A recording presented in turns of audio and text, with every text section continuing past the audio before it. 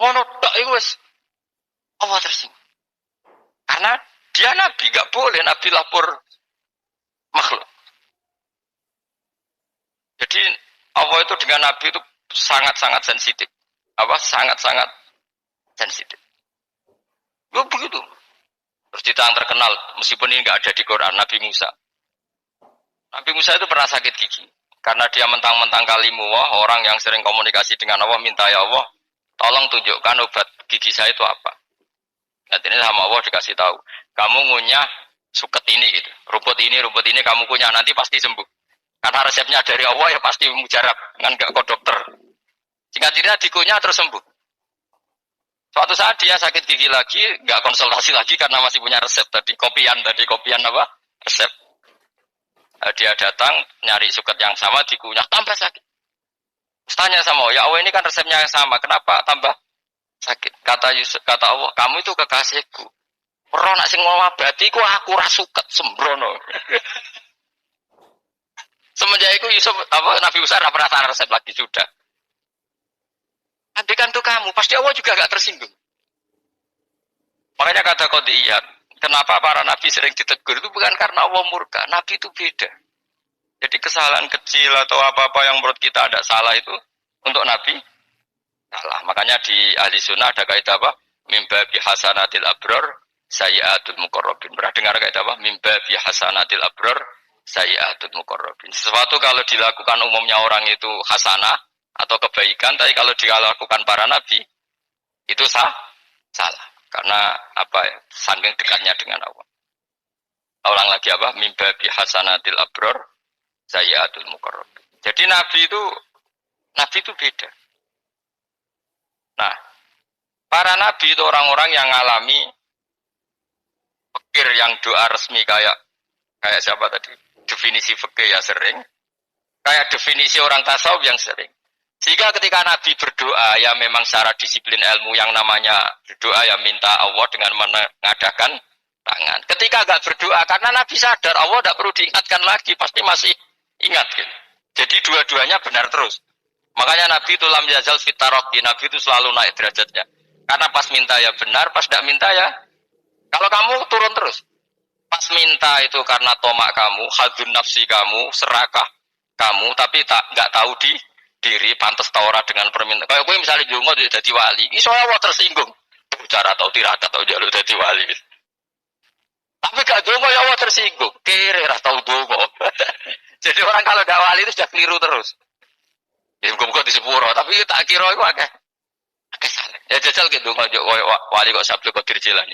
Kira-kira Allah tersinggung ngopo nyembadani? Kira-kira tersinggung. Tak misalnya kira tahu dongo kepengen kau Imam Syafi'i, Allah tersinggung. Bocah ora didola. Terus piye Gus ora piye kadung salah biasa wae wis. Wis bakat salah no. Bakat salah. Wis dongane sing gampang ae mesti bener. Rabbana dzalamna anfusana wa lam taghfir lana wa tarhamna lanakunanna minal khasirin. Saya pernah punya kitab dan kitab itu menurut saya luar biasa. Bahkan ketika adu bully itu, adu cara mahasiswa itu kayak pelonconan itu. Nabi sama Nabi di pengiran itu. Dan itu sekali yang satu salah melakukan disiplin ilmu, pengiran itu degradasi. Dan Allah memang mengancam gitu. Kalau kamu melanggar ini, la'ah diton namin diwani nubuah. Nanti la'amkuan namin diwani nubuah. Kamu saya hapus dari buku kenabian. Tes-tesannya ya lucu. Misalnya begini. Kata Nabi Musa kan ditanya. Ketika dia khutbah ditanya orang. Siapa orang paling alim ya Nabi Allah? Sekarang orang paling alim itu siapa? Nabi Musa jawab, saya kan. Itu Allah tersinggung karena wong kok mletene ngono. Tapi andai kan Nabi Musa kok jawab Fauzi, salah, tambah salah meneh. Atau jawab Ruhin, salah meneh. Tapi jawab Musa ya salah. Saya Gusti, saya kan. Orang paling alim siapa? Saya. Allah memperingatkan Musa, ada seseorang yang lebih alim ketimbang kamu. Coba kamu harus ketemu dia. Ketemu tinggal cerita, ketemu Nabi siapa? Khidir. Terus dalam 3 sesi ini, 3 babak ini, buli-bulian. Nabi Khidir itu dalam 3 babak ini selalu kelihatan salah. Di antaranya adalah, terus sekarang ya mungkin di gonjaan sepeda motor atau perahu kalau dulu, yang menggeratisi dia numpangi sepeda motor malah spionnya dicopot gitu. Spionnya dicopot, dirusak. Nabi Musa kan sudah digratisin malah rusak yang motornya yang apa? Menggratisin. Nabi Khidir masih tenang. Kamu tidak paham. Gitu. Nabi Khidir mesti tidak kamu tidak paham. Itu kata syurrahul hadis termasuk Ibnu Hajar al-Asqalani bilang gini. Setelah itu kedua membunuh anak kecil. Musa tambah marah. Anak yang belum punya dosa kok kamu bunuh sampai 3 kali ada 3 peristiwa. Itu kata syurrahul hadis. Andai kan Musa kok diam tidak protes, maka dia akan disalahkan Allah. Karena dia berarti membiarkan kemungkaran di depan matanya tanpa reaksi. Jadi sebetulnya ketika Musa berontak itu Nabi Khidir. Nabi tenan gitu maksudnya. Jadi itu kan unik. Tapi berontak ya disalahno. Jadi angel sandi tes-tesan dadi nabi ku ya angel. Misalnya kok Nabi Musa itu kayak model santri Jawa Timur. Nabi Khidir salah nggih nderek mawon. Ya ora nabi jero barang mungkar. Menengae. Berarti ya Nabi goblok ngono kira-kira gitu. Maka ya memang Musa harus konsisten seperti itu, harus demo terus gitu. Kayak saya misalnya sebagai kiai fikih, kiai ya harus seperti ini cara mulang saya. Enggak boleh saya misalnya terus anut mulang terus tawadu semeneng itu ora karu-karuan. Jadi andekan Musa kok tidak protes itu malah salah. Ya memang harus. Dan itu Nabi Khidir Nabi tenan ya. Makanya Nabi Khidir akhirnya respect. Tidak ada hati sebaik Abu Musa. Risi itu gak nyaman ketika melihat kemung. Jadi itu sebenarnya poin. Tapi lucunya Nabi Khidir ya nyala. Tak kandani rasa takok komen takok. Tapi yang disalah no. Ya aku cari Nabi Musa. Ya jajal, gaya peristiwa meneh aku tak sabar rata kok bareng. Kok jajal nih. Bareng dijajal ya protes meneh. Kadang protes meneh, tinggal 1 kali kesempatan. Kowe takok meneh, wis ora dadi muridku. Dikasih kesempatan lagi, ya protes meneh deh nomor. Tapi itu justru itu menjadi kelebihannya Nabi Musa. Karena syarat seorang Nabi adalah al-musara'ah ila ingkaril mungkar, kata Ibnu Hajar al-Asqalani. Syarat seorang Nabi adalah secepat mengingkari sesuatu yang mungkar. Enggak boleh. Ya toh kan misalnya kita jadi murid terus gurumu itu gandeng artis atau gandeng penyanyi dangdut. Genderek mawon. Jadi guru murid kok iya, tapi kau yang ngoroi guru tersinggung. Ora roh hikmah ibu.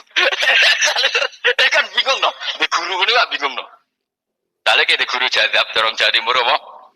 Gurumu gandeng penyanyi dangdut. Reaksimu beda saya takut. Ayo loh, nak elek kan gak iri. Biasanya nak elek itu ra iri, karepmu Pak. Sing ayu, sing potensi iri. Kira-kira reaksi kamu itu milih derek mawon apa berontak? Golek oh, nak gurumu wong alim, mesti nak pasti meneng. Muridku goblok tenan, gak sensitif. Roh barang mungkar dilakukan di depannya kok tidak reaksi, tidak protes. Tenan muridku. Tapi lucunya guru mau nak protes ya. Gak ada akhlak nih. Guru lagi senengnya kok ora oleh. Nah Nabi itu kan buli-bulian. Jadi Nabi Khidir dengan Nabi Musa itu tepat-tepat. Karena dua orang ini sama-sama kekasih Allah. Itu Nabi Musa justru barokahnya itu dia tidak pernah kelasmennya di bawah Nabi Khidir. Semua ulama sepakat kelasmennya Musa tetap di atas Nabi Khidir. Sehingga yang berlaku ya tetap ilmunya Nabi Musa. Bahwa membunuh anak kecil tidak boleh. Merusak perahu milik orang lain tidak boleh. Karena Allah tetap lebih respect dengan ilmunya Nabi Musa. Nabi Khidir tetap ilmunya nggak dipakai. Meskipun dia disebut hakikat. Karena ilmunya Nabi Khidir itu ngani ngoyo. Ngani ngoyo wong ape mutusno ngenteni nginceng Lauh Mahfuz. Lah sing iso iku sapa? Barang ra mungkin kok.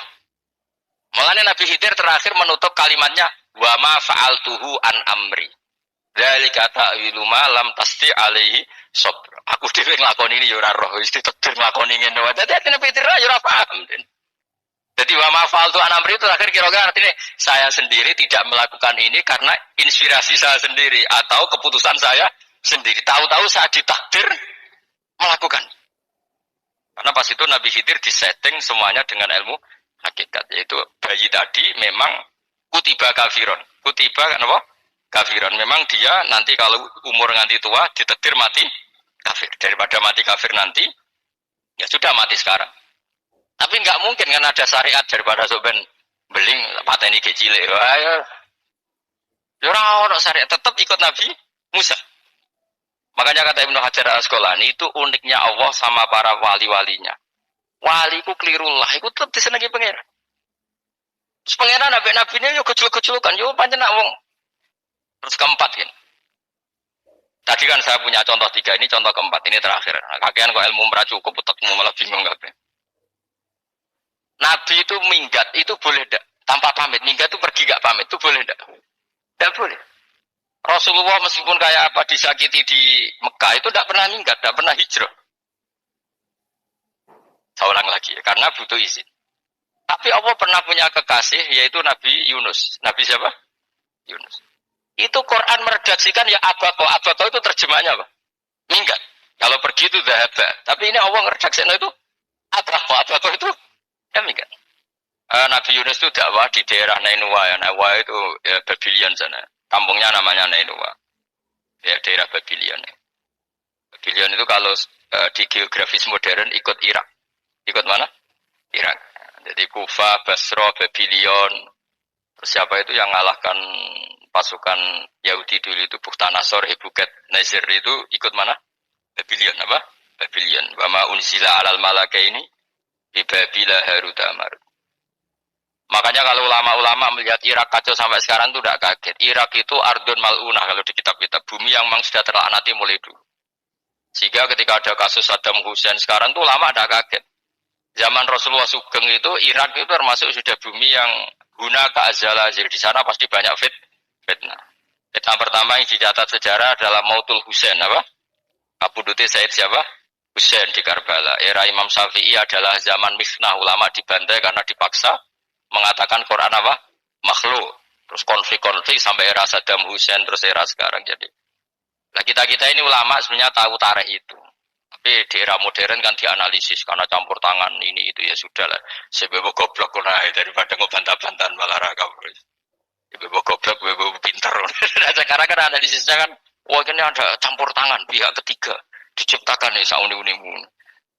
Ya kalau intelijen harus ngomong seperti itu. Kalau kita seperti ulama memang dari dulu dicap Nabi hunalika az zalasil wal fitan.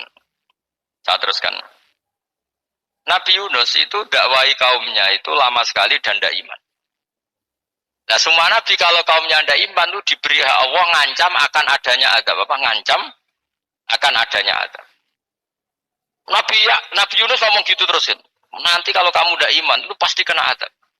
Anggap saja dia ngancam gitu sudah berbulan-bulan. Singkat cerita adab baru tinggal 3 hari lagi. Ayo nang iman tinggal 3 hari lagi. Ya kira-kira dia ngomong misalnya Ahad. Berarti Ahad, Senin, Selasa, atau kamu milih Selasa ya Rabu, Kamis. Singkat cerita Ahad itu dia gak kuat. Wah semane kurang tolong dino kaumku tetap ora iman. Mangkel asal minggat ya. Minggat ya jenenge wong minggat kan gak punya tujuan, so asal pergi jauh saja. Ada perahu, sekenanya dia naik saja. Namanya minggat nih. Kalau bawa bekal terencana, bawa visa paspor kan plesir namanya. Jenenge minggat itu ya gak ya sekenanya. Gak persiapan. Singkat cerita sampai ikut perahu nelayan tadi terus zaman itu ya ada mitos kalau ada gelombang yang gak wajar pasti ada orang minggat. Terus ditanya siapa yang minggat? Nabi Yunus kan orangnya jujur saya katanya. Ya sudah yang minggat harus dicemplung gitu. Ya terus ada yang agak baik ya jangan gitulah. Ini kan kita semua butuh selamat judi dulu. Terus judi satu lagi ketemu Yunus. Coba mungkin salah udahnya judi lagi ketemu sampai 3 kali ketemu Yunus. Makanya fasahama fakana minal mutkhadin diuji dia kalah kemudian tenggelam. Fal taqamahul khutu wa huwa mulim. Terus dia diuntal ditelan oleh ikan nun. Nah, di situ ikan nun digambarkan saking besarnya itu. Dan ini uniknya Allah sama kekasihnya. Sudah Allah menyalahkan tapi unik. Ikan ini kan itu sama Allah dikasih instruksi. Kamu nggak boleh makan dia. Dia kekasih saya. Terus ketika di tengah di perut apa? Ikan dia kegelapan terus Nabi Yunus cita-citanya satu ya Allah kalau saya sumpah kiri saya tidak bisa baca tasbih akhirnya sama Allah disulap perut ikan itu jadi masjid jadi dia di dalam perut ikan ya santai saja tetap wiridan santai fana ada fi dzulumati alla ilaha illa antas fanak inni kuntu minadz ya dia santai aja wiridan karena perut ikan bagi dia adalah masjid Ya dia disalahkan Allah karena abako tadi minggat, hijrah tanpa pamit. Tapi juga dibela-belain Allah, ikan tadi tidak boleh nelan. Ini perlakuan Allah sama orang yang dicintai. Tapi karena dia Nabi uniknya apa? Dino akad itu kaumnya do nginceng ngomongin Nabi Yunus. Rame-rame nginceng. Lucunya cara nginceng gini. Nak Yunus neng omah berarti bodoh nih. Wong ngomong ono ada kok dene tengok. Bareng diinceng Nabi Yunus tuh gak ada. Oh tenan ono ada. Mulane wonge rawani neng omah. Itu uniknya pangeran. Jadi mau dekne ra minggat ya salah. Mau dekne ora minggat berarti kaumnya jare apa ono ada ono gempa bumi liku faksi kok dekne ning omah. Lah nek ono tenan ra mlayu. Nyatane gak mlayu. Jadi bahwa didesain minggat. Tapi nek minggat jadi salah no Nabi ora pamit. Makanya masyhur saya itu punya kitab karangannya Habib Alim Alamah, babanya Habib Anis, Habib Ali bin Husain yang ngarang apa? Ali bin Muhammad bin Husain karang yang Sembut Duror itu. Itu diantara doanya gini. Tapi jangan tiru loh, gue rawali bro. Aku rawani niru. Cuma saya hafal secara ilmu, tapi saya tidak berani niru. Waj'al sayyiati man ahbabta. Ya Allah, jadikan kesalahan saya itu kesalahan orang yang kau cintai. Terus pokoknya salah lah itu jadi pengiran kadung seneng, salah lah ya capek wae seneng. Waj'al sayyiati man. Terus kayak gue lah dimanja wong tuamu anak paling disayang. Salah wae lucu. Gue cacilik. Gue seneng cacilik. Salah wae lucu. Mecano gelas ya lucu, tiba ya lucu. Tibane cah tuwek-tuwek. Oh, cacil alasan mulane tiba. Nah itu barang kau penginceng omahe Nabi Yunus gak ono wong. Wah, berarti azab mau turun betul. Andai kan azab tidak jadi turun, pasti Nabi Yunus berani di rumah. Tenang. Wes barang mulai malam Kemis, azab itu sudah kelihatan. Ada puting beliung, ada apa sudah jelas pasti ada azab. Kaum yang lapangan tobat finish. Secara bal-balan menit-menit apa? Terakhir. Woi, sampai pengen ditampa tobatnya. Wes gak sido tak azab wong kowe tobat. Ingat cerita Nabi Yunus hari ketiga atau apa dia selamat. Pakai versi yang umum saja. Selamat faltaqamaul khutu bahwa falaula annahu kana minal musabbihin ala bi batni ila yaumi yubasir. Akhirnya dimuntahkan sama ikan don tadi terus dia keluar. Barang keluar tanya-tanya kabar gimana kabar kampung Nenuah baik-baik saja. Kabar awal dimulai karena dia tahu kalau orang bohong itu dihukum mati.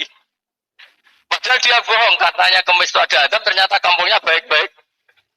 Padahal baik-baiknya karena mereka tobat. Jadi masyarakatnya nyari dia karena mau iman. Si nabinya gak berani pulang karena nanti dihukum mati. Itu pangeran nabi kekasih. Jadi pangeran yo bully. Oh itu beda-bedaan. Wong kekasih pangeran bener. Aku yang kreatif itu atau diadab.